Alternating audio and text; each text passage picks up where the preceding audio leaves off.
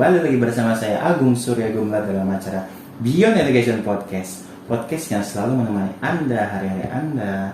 Kita selalu sharing-sharing tentang parenting, coaching, motivasi, ada juga tentang dunia pendidikan, dan ada juga tentang membahas pertanyaan-pertanyaan dari para viewers Beyond Education Podcast. Jadi kalau misalnya ada yang mau bertanya atau mau gabung grup WA atau Telegram, silahkan langsung diklik link deskripsinya. Di situ sudah ada semua tersedia linknya. Dan kalau misalnya mau bertanya itu, silahkan langsung kirimkan ke Gmail saja. Seperti itu pertanyaannya ya.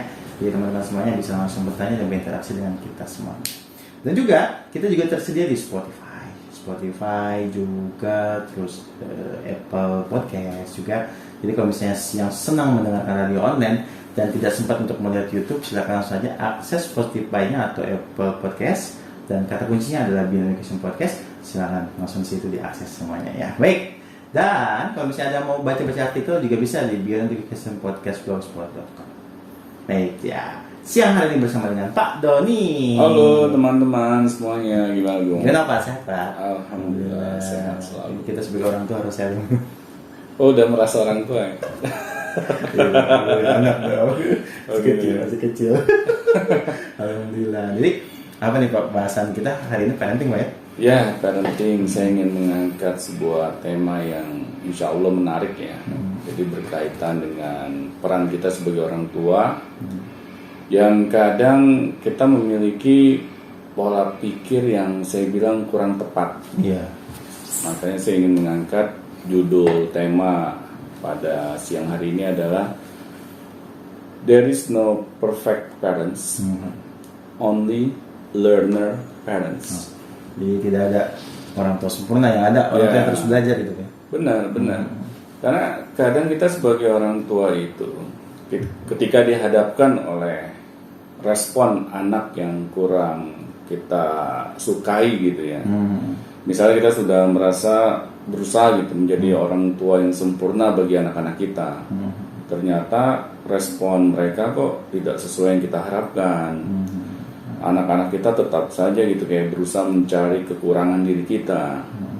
Akhirnya kita merasa bahwa sangat sulit gitu menjadi orang tua. Akhirnya kita berhenti untuk belajar menjadi orang tua. Karena kita ngerasa salah mulu gitu. Benar. Kayaknya tidak ada yang pas gitu di mata anak-anak kita. Benar. Nah di sini menurut saya kalau kita sampai memiliki pola pikir yang seperti itu, akhirnya kita berhenti belajar menjadi orang tua. Kita merasa bahwa segala daya upaya kita selama ini kok tidak dihargai gitu. Betul. Terutama oleh anak-anaknya. Di sini akhirnya kita merasa bahwa ya sudah, kalau memang begini respon mereka, ya buat apa saya melakukan yang terbaik lagi. Oh iya, bahaya juga tuh ya.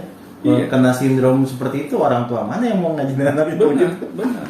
Akhirnya kan banyak orang tua yang dikit-dikit bawa anaknya ke psikolog. Oh iya, jadi minta pihak ketiga, minta orang lain gitu. Menyelesaikan masalah mereka. Iya. Nah di sini kan akhirnya orang tua cepat menyerah. Coba bayangin kalau kita sebagai anak gitu ya, kita inilah kebalik posisi sebagai anak. Iya. Terus orang tua kita cepat menyerah. Kira-kira bagaimana perasaan kita? Iya, kayak misalnya gitu doang. Jadi kita juga jadi bingung juga kok orang tua kita begitu seperti itu. Gitu. Iya. Dan akhirnya kan kita merasa bahwa sebagai anak ini kita tidak diinginkan. Kita merasa bahwa ya ngapain saya harus dekat dengan orang tua saya. Orang tua saya dia begitu mudah menyerah, tidak mau berupaya gitu, berusaha memahami diri saya. Akhirnya sudah, hubungan kita dengan orang tua semakin renggang. Inilah yang membuat banyak konflik gitu, hubungan antara orang tua dengan anak. Dan biasanya kalau orang tua menyerah itu, biasanya dia langsung mengeluarkan jurus-jurusnya tuh. Nah itu, Marah-marah. nah itu. Terus apa lagi? Nyuruh-nyuruh. Iya. Terus nggak mau, udah pusing, yang penting kamu harus kerjain ini gitu kan. Iya. Oh jadi anak tuh langsung disikat aja gitu, nggak mau sabar, nggak mau cara ini cari itu, nggak mau gitu. Iya. Marah aja langsung gitu. Iya. Emosi aja gitu. Iya, emosi aja. Dikedepankan. Bener. Padahal kan kalau kita berusaha gitu ya, mau belajar menjadi orang tua yang terbaik bagi anak-anak kita, kita berusaha mencari jalan keluar terbaik gitu. Mengapa sih kok anak saya responnya seperti ini? Padahal saya sudah berusaha misalnya memahami anak-anak saya gitu, apa maunya mereka. Nah, terus saya berusaha membersamai mereka, sepertinya kok kurang terus gitu. Nah, di sini mungkin kalau kita ya sedikit mau belajar gitu, kita akhirnya bisa ketemu gitu solusinya apa. Tetapi kalau kita ya baru sekali, 2 kali, 3 kali kita ditolak gitu cara pendekatan kita, terus kita berhenti. Nah, disinilah sumber masalahnya. Orang tua tidak berusaha dengan keras gitu untuk bisa dekat dengan anak-anaknya. Akhirnya ya sudah, hubungan kita ini semakin ada jarak gitu. Kalau sudah itu yang terjadi, akhirnya kita lama-kelamaan hubungan kita ini semakin jauh gitu kan. Di rumah itu sudah tidak ada lagi keharmonisan. Jadi kita tuh seperti orang asing gitu. Iya, masing-masing. Masing-masing. Iya, jadi kayak segen-segenan gitu ya. Benar. Dingin-dinginan gitu iya. ya.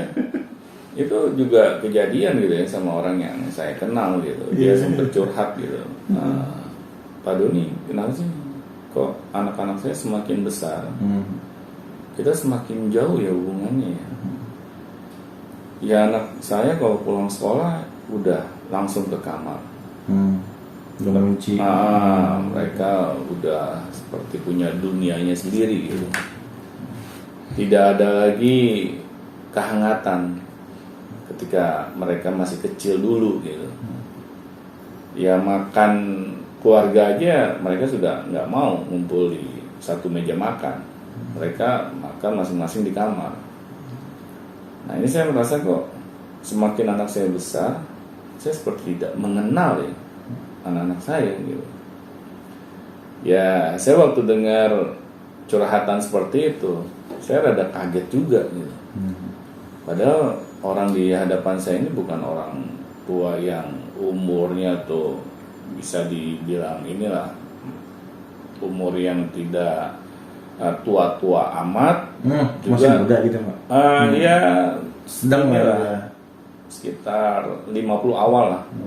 50 awal. Karena anaknya juga sudah tingkat SMP dan SMA.